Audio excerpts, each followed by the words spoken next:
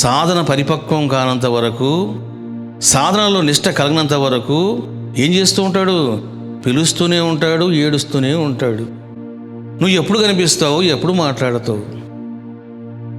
ఎప్పుడైతే తల్లితో మాట్లాడే శక్తి పిల్లకు వచ్చిందో ఇంకా ఏం కావాలన్నా ఏం చేస్తుంది? ఏడుస్తుందా? ఏడవదు, తల్లిని ఏడిపిస్తుంది. ఇప్పుడు ఇంకా రివర్స్ గేర్ అన్నమాట. అమ్మా నీళ్ళు తీసుకురా, కరెంట్ లేదమ్మా, జనరేటర్ ఆన్ చేయమని చూడండి. అంటే ఇంక అన్ని శాసనాలే. ఎందుకు అని అంటే ఇప్పుడు దారి ఏర్పడింది తల్లికి బిడ్డకు. మాటలు అన్నటువంటి శక్తి వచ్చింది. ఆమె తన భావాలను ఎక్స్ప్రెషన్ చేయగలుగుతుంది, తల్లిని శాసించగలుగుతుంది. ఏ విధంగా అయితే మాటలు నేర్చిన అమ్మాయి చక్కగా తల్లితో మాట్లాడి తన పనులు చేయించుకుంటుందో, జీవుడు కూడా ఒక స్థితిలో వెళ్ళిపోయిన తర్వాత ఇంకా దేవుడు కూడా ఏం చేయలేడు. ఎందుకంటే కన్ను మూసుకుంటే ఆయన దగ్గరికి వెళ్తాడు.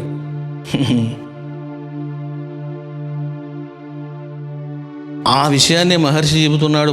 శివ, నేను కుక్క కంటే నీచమైన వాడినే కావచ్చు, నాలో దుర్గుణాలు అశుద్ధ సంస్కారాలు ఉండవచ్చు, కానీ నీవు నాకు వరాన్ని ఇచ్చావు, శక్తిని ఇచ్చావు, అర్హతనిచ్చావు. ఏమిటది? I can find out you, I can reach you. నేను నిన్ను కనుగొనగలను, నీ దగ్గరికి రాగలను. కుక్కకు నీచమే నేనే గురుతుగొని వెదకి చేరుదును అరుణాచల.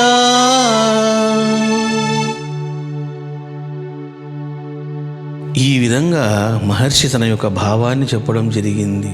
దీన్ని ఏమంటారంటే బ్రహ్మజ్ఞాన నిష్ఠ అని అంటారు. బ్రహ్మజ్ఞాన నిష్ఠ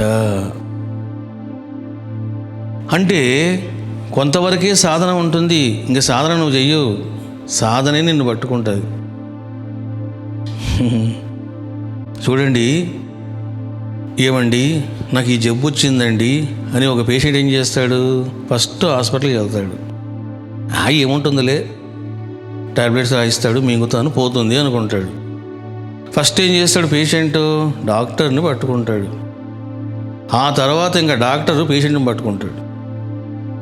నీకు అది ఉంది, నువ్వు ఎప్పుడు పోతావో తెలియదు, ఎందుకైనా మంచి తొందర రాసేసుకో. నీ కొడుకులు రాసి అనగానే వీడికి ఉండే ఢమా అంటుంది. చూడండి, వానికి బీపీ లేకపోయినా వాళ్ళు ఏం చేస్తారు? బీపీ తెప్పిస్తారు. ఎందుకు? అరే నీకు బీపీ పెరిగిందే, ఇంకో స్కానింగ్ చేయాలి, ఎందుకంటే వాడికి నాకు కనెక్షన్ ఉంది. ఈ మాయదారి గోల వ్యవహారం ప్రపంచంలో జరుగుతూనే ఉన్నది. అంటే ఒక్కసారి డాక్టర్ అని కనుక వెళ్ళావా పేషెంట్ అని ఏం చేస్తాడు? నేను ఇంకా తోముతూనే ఉంటాడు. ఇంక వచ్చిన వాడు కనుక బాగున్నాడా యగాదిగా చూస్తాడు. ఓకే, ఈయనకున్నది ఒక రోగమే, 10 రోగాలని చెప్తాను. ఇప్పుడు కథ ఇట్లా నడుస్తూ ఉంది. అందుకే ఊరికి హాస్పిటల్కి వెళ్ళకండి. చాలామంది చూడండి ప్రతి చిన్న దానికి హాస్పిటల్కి వెళ్తుంటారు. ఇంకా పోతానేమో అని డౌట్ వస్తే పోవాలి, అంతే, అంతవరకు పోకూడదు. ఈ జీవుని పరిస్థితి అయిపోయిందిరా, ఇంక పోయేలాగా ఉన్నాను అనుకున్నప్పుడు పోండి. చిన్నదానికి డాక్టర్ అని ఫోన్ చేయడం. తుమ్ములు వస్తున్నాయి డాక్టర్, అవునా, బహుశా నీకు హార్ట్ ప్రాబ్లం రావచ్చు, తొందరరా, డబ్బులు లేవు, శాలరీస్ ఇవ్వలేను. ఏది వచ్చినా ఫస్ట్ ఏం చేయాలంటే దైవాన్ని నమ్ముకోవాలా, గురువుని నమ్ముకోవాలా. రెండవది ధ్యానం బాగా చేయాలి. ఏం జరుగుతుంది? అవి పోతాయి. చూడండి, నాకు అప్పుడప్పుడు నాకు కూడా అవి ప్రభావం చూపిస్తూ ఉంటాయి. జలుబు కానీ, దగ్గు కానీ, హెడేక్ కానీ రకరకాల చూపిస్తుంటాయి. అవి మానవ సహజం. అది ఏం చేస్తారు? వెంటనే ట్యాబ్లెట్ వేస్తారు. అట్లా వేయకూడదు. చూడండి, నిన్న మొన్న చలి ఎక్కువై కొంచెం లైట్గా దగ్గు వచ్చింది, మరి స్పీచ్ ఉంది, మరి దగ్గు వస్తే స్పీచ్ ఎలా చెప్తాను నేను? వెంటనే ఏం చేస్తారంటే టక్కని మాత్రం మింగుతారు, లేదా సిరప్ మింగుతారు. అట్లా చేయకూడదు. ఏం చేయాలి? నువ్వు ధ్యానం బాగా చేయాలి. చూడండి, 2 సిట్టింగ్లు కూర్చున్నాను, కథం కేల్ పోయింది అది. ఎప్పుడైతే నువ్వు ధ్యానం బాగా చేస్తావో రోగాలు రావు. ఇంక ఇది వదలడం లేదు నన్ను, నేను ఇంక తప్పకుండా డాక్టర్ని కన్సల్ట్ చేయాల్సిందే అన్నప్పుడు వెళ్ళాలి. ఈ రకంగా మనం అర్థం చేసుకున్నాం. దీన్ని బ్రహ్మజ్ఞాన నిష్ఠ అంటారని తెలుసుకున్నారు. అంటే సాధన ఎలా ఉంటుందంటే, ఇప్పుడు చూడండి, మంత్రసిద్ధి అంటారు. మంత్రసిద్ధి అని అంటే ఒక స్టేజ్ వరకే నువ్వు జపం చేస్తావు, అది గనక సిద్ధించిందా అయిపోయింది, ఇంకా నువ్వు చెయ్యవు. మంత్రమే నిన్ను పట్టుకుంటుంది. ఓం నమః శివాయ, ఓం నమః శివాయ. 94లో ఫస్ట్ టైము ఓం నమః శివాయ మంత్రాన్ని నేను జపించడం మొదలుపెట్టాను. జస్ట్ ఒక 3-4 నెలలకే నాకు మంత్రం వినపడడం మొదలయ్యింది. అది భోజనం చేస్తున్నా వినపడేది. భోజనం చేస్తున్నప్పుడు ఓం నమః శివాయ అని వినపడేది. బాత్రూమ్కి వెళ్ళినా వినపడేది. నువ్వు ఏ కర్మ చేస్తున్నావని సంబంధం లేదు, ఆ మంత్రం వినపడుతూనే ఉండేది నాకు. కొంతకాలం తర్వాత ఏమైంది, దాని యొక్క ఫోర్స్ ఎక్కువైంది. నేను మ్యాథమెటిక్స్ లెక్చరర్, ఏం చేయాలి? పిల్లలకు లెక్కలు చెప్పాలి. ఆ మ్యాథమెటిక్స్ చెప్పేటప్పుడు ఇది వినపడుతూ ఉండేది నాకు. అది వింటూ లెక్క చెప్పేవాడిని నేను. 2x² + 4x + 5 అని లోపల ఓం నమః శివాయ అనేది, దాన్ని వినేవాడిని నేను. ఈ పిల్ల అనుకునేవారు, ఈసారి కొంచెం వీక్లా ఉన్నాడు మ్యాథమెటిక్స్లో, ఏంటి ఆగిపోతుండే మధ్య మధ్యలో అని ఎవరైనా మరి సహజంగా అనుకుంటారు. ఇంకా కొన్నాళ్ళకి ఏమైంది, నేను ఇంకా లెక్కలు కూడా చెప్పలేకపోయాను. ఎందుకు అని అంటే, ఇంక నేను ఏం చెప్తున్నానో నాకే అర్థం కావడం లేదు. లోపల దీని ఘోష పెరుగుతూ ఉంది, ఓం నమః శివాయ, ఓం నమః శివాయ అని. ఇంకా రాత్రిగానో విపరీతమైన దృశ్యాలు. ఎటువంటి దృశ్యాలంటే, రకరకాల ఋషులు, మహర్షులు, వింత వింత లోకాలు, ఎన్నెన్నో దర్శనాలు, వద్దంటే దర్శనాలు.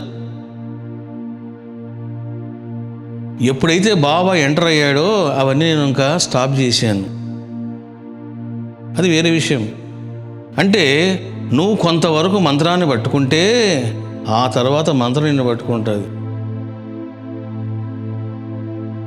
అదేవిధంగా ధ్యానం కూడా ఎలాంటిదంటే, నువ్వు కొంతవరకే కష్టపడాలా. నువ్వు ఎప్పుడైతే కష్టపడి ఒక లెవెల్కి వెళ్తావో ఇంకా ధ్యానం నిన్ను పట్టుకుంటుంది, ఇంక నిన్ను వదులుతుంది. నువ్వు ఏం చేస్తున్నా అది నీకు కన్ను మోగిస్తుంది. నీకు రహస్యాన్ని చెప్తూ ఉన్నా, నేను ఎంత బిజీగా ఉన్నా, ఎంత అలసిపోయి ఉన్నా, ఏదో ఒక చిన్న కాంతి లాంటిది వస్తుంది. ఎగ్జాక్ట్గా లెఫ్ట్ నోస్ కానీ రైట్ నోస్ కానీ అది ఒక రౌండ్ వేసి వెళ్తుంది, ఇట్లా వెళ్ళిపోతుంది. దాని అర్థం ఏంటంటే, నువ్వు నోరు మూసుకుని కన్ను మూసుకుని ధ్యానం చేయని అర్థం. అది ఎందుకు వస్తుందో తెలియదు. అంటే ఎందుకు వస్తుంది అది అని అంటే, ఇగో ధ్యానములో ఉన్న పట్టు, అది కూడా వెయిట్ చేస్తూ ఉంటుంది మనస్సు. చూసారా, మనసు లోపల పోదే ఏకాగ్రం కాదే, నిశ్చలం కాదే, దీని పాడుగాను అని అనుకుంటారు. అది గనక రుచి మణిగిందా, ఒరే జీవా కన్ను మొయ్యరా, నన్ను లోపల దోసేయి అంటది. ఆ స్థితి నువ్వు తెచ్చుకోవాల. ఇప్పుడు మహర్షి ఏ స్థాయిలో ఉన్నాడు? సాధన చేసే స్థితిలో ఆయన లేడు. ఆయన సాధన చేయకూడదు అనుకున్నా లాగేస్తుంది అది, ఇంకంతే. అట్లా లాగిందా అది, అట్లా గంటసేపు కూర్చుంటాడు, మళ్ళీ ఇట్లా చూస్తాడు, మళ్ళీ ఇంకో గంటసేపు కూర్చుంటాడు. ఆ చూసేవాడిని నిద్రపోతాడు. ఈయన మాట్లాడాడు చేయడు. దీన్ని మహర్షి చెప్తూ ఉన్నాడు. కుక్కకు నీచమే నేనే గురుతుగొని వెదకి చేరుదు అరుణాచల. హే పరమశివ, నీవు నన్ను విడిచిపెట్టినా నేను నిన్ను విడిచిపెట్టను. ఇది రావాల శిష్యుడికి, దేవుడి పట్ల భగవంతుడికి ఇది రావాలి. ఓకే, నీవు నన్ను విడిచిపెడతావు, ఎందుకు? నీవు విశ్వనాథుడవు, నీవు కోటాను కోట్ల మంది శిష్యులు, నాలాంటి వాళ్ళు ఎంతోమంది నీకు ఉంటారు. నీవు నన్ను పట్టుకోవాలి అని రూల్ ఎక్కడుంది? రూల్ లేదు. శిష్యుడే దైవాన్ని పట్టుకోవాలి, శిష్యుడే గురువుని పట్టుకోవాలి. కాబట్టి నీవు నన్ను నీలో ఐక్యం చేసుకోకపోయినా ఇదిగో నేనే వచ్చి నీలో ఐక్యం అవుతా. చూసారా, సినిమాలో చెప్తూ ఉంటారు, నీ ఇంటికి వస్తా, నేను ఎట్టింటికి వస్తా, నిన్ను కాలుతుందంతా అని చెప్తూ ఉంటారు. అదేంటది? అది పౌరుషం. మీసాలు తిప్పుతూ అది పౌరుషం. అది ఇక్కడ కూడా పౌరుషం ఉంది, చూసారా? ఆ పౌరుషము ఏం పౌరుషం? అది తన్నే పౌరుషం. అది ఇది ఏం పౌరుషం? శివుని తీసే పౌరుషం. ఇది లోపలికి వెళ్ళే పౌరుషం. దీన్ని సంపాదించుకోవాలా. ఈ రకంగా మనము అర్థం చేసుకున్నాం. ఏమని? మనిషి ఎంత అపవిత్రంగా ఉన్నా, నీచంగా ఉన్నా ఏం చేయాలి అని అంటే నిరంతరము ఆయన ప్రేమలో ఉండాలి, ఆయన యొక్క సాన్నిధ్యంలో ఉండాలి, ఆయనకు వేరు కాకుండా ఉండాలి, ఆయనకు అభిన్నంగా ఉండాలి. అంటే భిన్నంగా ఉండకూడదు. దీన్ని కోరుకుంటున్నాడు మహర్షి. నీవు నన్ను విడిచిపెట్టినా నిన్ను విడిచిపెట్టను. ఎందుకంటే నీవు నేను ఎప్పుడూ ఏకరసంగా ఉండాలా. అలగు సుందరముల వలి చేరి నేను నీవు కలిసి ఉందాము అరుణాచల. ఏ విధంగా కలిసి ఉందాము? అభిన్నంగా ఉందాము. అలగు సుందరముల వలి అంటే పువ్వు, దానిలోని మకరందం, దానిలోని సువాసన ఏ విధంగా అయితే వేరువేరుగా ఉండవు శివ, నేను కూడా ఆ విధంగా ఉండాలి. ఉందామ భిన్నమై అరుణాచల, ఉందాము అభిన్నమై అరుణాచల అని చెబుతూ ఉన్నాడు. అందుకే చూడండి, మహర్షి కొన్ని విషయాలను చెప్పడం జరిగింది. ఒక్కొక్కసారి మహర్షి వారిని ప్రశ్నించినప్పుడు అనేక విషయాలను ఆయన ప్రస్తావించడం జరిగింది. మహర్షి ఈ విధంగా చెబుతారు, నేను పరబ్రహ్మను అనేది కేవలము భావన మాత్రమే, అది ఒక ఆలోచన మాత్రమే, అది మానసికము. లోకంలో ఏం చేస్తుంటారంటే కొంత శాస్త్రాలు చదివిన తర్వాత ఓహో నేనే దేవుడిని, నేనే బ్రహ్మమును, నేను జీవుణ్ణి కాదు, ఈ దేహము కాదు, ఈ మనసు కాదు అని ఏం చేస్తాడంటే నేను సాక్షిని అన్నటువంటి స్థితికి వస్తాడు. ఎవరైనా శాస్త్రాలను వేదాలను చక్కగా అధ్యయనం చేస్తే అక్కడికి వచ్చి నిలబడతాడు. ఏమని? నేను ఈ దేహాన్ని కాదు, నేను దేహం అనుకుంటూ ఉన్నాను, ఈ దేహాత్మభావాన్ని దాటాలి, నేను జీవుడును కూడా కాదు, నేను శివుడను, నేను సాక్షాత్ పరబ్రహ్మాన్ని అని ఏం చేస్తాడంటే సాక్షి భావనలో ఉంటాడు. మహర్షి అంటున్నాడు, నీవు సాక్షి భావనలో ఉండడం కూడా మానసికమే. అది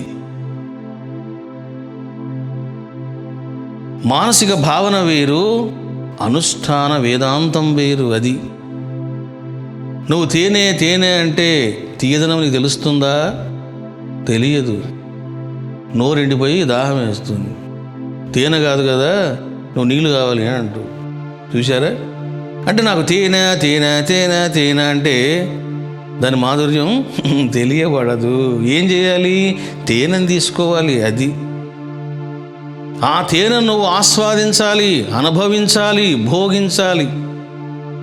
then you will get experience what is తేనె అనేది నీకు తెలుస్తుంది. వాట్ ఈజ్ హనీ అనేది తెలుస్తుంది. మహర్షి అంటున్నాడు, నేను కేవలము దేవుడిని అంటే నీకు దమ్మిడి ప్రయోజనము లేదు. ఎందుకు? అది ఒక భావన మాత్రమే, అంతే. చాలామంది చూడండి, వాళ్ళు ఊహించుకుంటూ ఉంటారు ఊరుకోకనే. ఇవన్నీ ఏమంటారు అంటే మానసిక భావనలు అంటారు. అవి కొన్ని మంచివి కావచ్చు, కొన్ని చెడువు కావచ్చు. ఒక వ్యక్తి చూడండి, అలా రోడ్డు మీద వెళ్తూ ఉంటాడు, నన్ను ఎదురు నుంచి గుద్దేస్తుందేమో అని భయపడుతూ ఉంటాడు. అక్కడ దారి చాలా ఉంటుంది, అయినా కూడా ఏం చేస్తుంటాడు? దూరం దూరం దూరం దూరం వెళ్తూ ఉంటాడు. అట్లా వెళ్ళి ఏం చేస్తాడు? వీడు వెళ్ళి వాడిని గుద్దుతాడు. చూడండి, ఏదో వచ్చి నన్ను గుద్దేస్తుందని వీడెళ్ళి ఇంకోదాన్ని గుద్దేస్తున్నాడు. అంటే ఇది మానసిక భావన. అది మహర్షి అంటున్నాడు, సాక్షి భావంలో ఉండడం ఓకే, మంచిదే. అది something is better than nothing. అజ్ఞాని కంటే ఇట్లాంటి వాడు ఉత్తముడు. కానీ నేను కేవలం బ్రహ్మమును అని తెలుసుకుంటే చాలదు. నేను పరబ్రహ్మను అనే తలంపు అన్ని తలంపులకు కారణమైన మిథ్యా నేను కలుగుతుంది. చూసారా ఎలా చెప్తున్నాడు? అక్కడ నేను బ్రహ్మమును, నేను సాక్షిని అని ఎవడు చెప్తున్నాడు? బ్రహ్మం చెప్తుందా? పోనీ దేహం చెప్తుందా? ఎవడో చెప్తున్నాడు వాడు. ఏమిటిది అది? మిథ్యా నేను అంటే అహంకారము. మహర్షి చెప్తూ ఉన్నాడు, నేను పరబ్రహ్మమును అన్నటువంటి భావన అనే తలంపుకు మూల కారణం ఏమిటి? నేను అన్నటువంటి భావన. అది ఆత్మనిష్ట కాదు. సో మనసుతో నువ్వు ఏమి చేస్తావో అదంతా ఆధ్యాత్మికము కాదు. ఇది బాగా తెలుసుకోవాలి. లోకం ఏం చేస్తున్నారంటే ఊరికే కష్టపడుతున్నారు, డబ్బులు పోగొట్టుకుంటున్నారు, శ్రమ పడుతున్నారు, అంధకారంలో జీవిస్తున్నారు. ఎక్కడున్న గొంగలు అక్కడే మళ్ళీ ఉంటా ఉంది. ఏమిటి కారణం అంటే you should not give work to mind. నీవు మనసుకు పని పెట్టరాదు, మనసు లేకుండా చేసుకోవాలి. మనసును దాటాలి, మనసుకు అతిక్రమించి వెళ్ళాలి. ఇది చేసినప్పుడే నిజమైన బ్రహ్మ విద్య, ఆధ్యాత్మిక విద్య. కానీ ఏం చేస్తున్నారు? మనసుతోనే కర్మలు చేస్తూ ఉన్నారు. When there is mind there is a maya. When there is maya you are not sujnani. మనస్సు మాయ ఉన్నంత వరకు నువ్వు ఎప్పుడు సుజ్ఞాని కాలేవు. ఏం చేయాలి? దాన్ని దాటాలి. అందుకే మహర్షి అంటున్నాడు, అది ఆత్మనిష్ట కాదు అంటూ ఉన్నాడు. ఎందుకంటే చాలామంది లోకంలో సన్యాసులు ఈ సాధన చేస్తూ ఉంటారు. చాలామంది 80% సన్యాసులు ఈ సాధన ఎక్కువ చేస్తారు. దీన్ని జ్ఞాన మార్గము అని అంటారు, సాక్షి సాధన అంటారు. అంటే కర్మలు చేస్తూ ఉంటారు, చేసేది నేను కాదు, ఆ పరమాత్మనే చేస్తున్నాడు, నేను కర్తను కాదు, నేను సాక్షిని అని ఏం చేస్తుంటారు? కర్మలు చేస్తూ ఉంటారు. మహర్షి అంటున్నాడు, who is thinking like that? I'm not doing karma. Who is observing that? The mind is working. మనసు పని చేస్తుందని ఎవరు అబ్జర్వ్ చేస్తూ ఉన్నారు? కర్మ చేస్తుందని ఎవరు చూస్తూ ఉన్నారు? అది కూడా మాయ కాదా? చూడండి, మాయకు 2 గేర్లు ఉంటాయి. కారు ముందుకు పోవాలంటే ఒక గేర్ వేసుకోవాలి, వెనక్కి రావాలనుకో ఏం చేయాలా? రివర్స్ గేర్ వేసుకోవాలి. అంటే 3 గేర్లు, సుమారుగా 3 గేర్లు ముందు ఉంటే 4వ గేర్ వెనక్కి ఉంటుంది. ఎప్పుడైతే నువ్వు ఈ సిస్టమ్ తెలుసుకుంటావో అప్పుడు నువ్వు బయటపడతావు. ఏమిటది? నేను చాలా గొప్పవాడిని, నేను బాగా ఉంటాను, నేను అందగాడిని, నన్ను మించిన వాడు లేడు, నేను గొప్ప నటుడిని, నేను గొప్ప రచయితను, నేను చాలా టాలెంట్ ఫెలోని, ఇదిగో అని చాలామంది చెప్తా ఉంటారు. ఇదో రకమైన అహంకారం. ఈ వీడియో మీకు నచ్చినట్లయితే like, share and subscribe to our channel.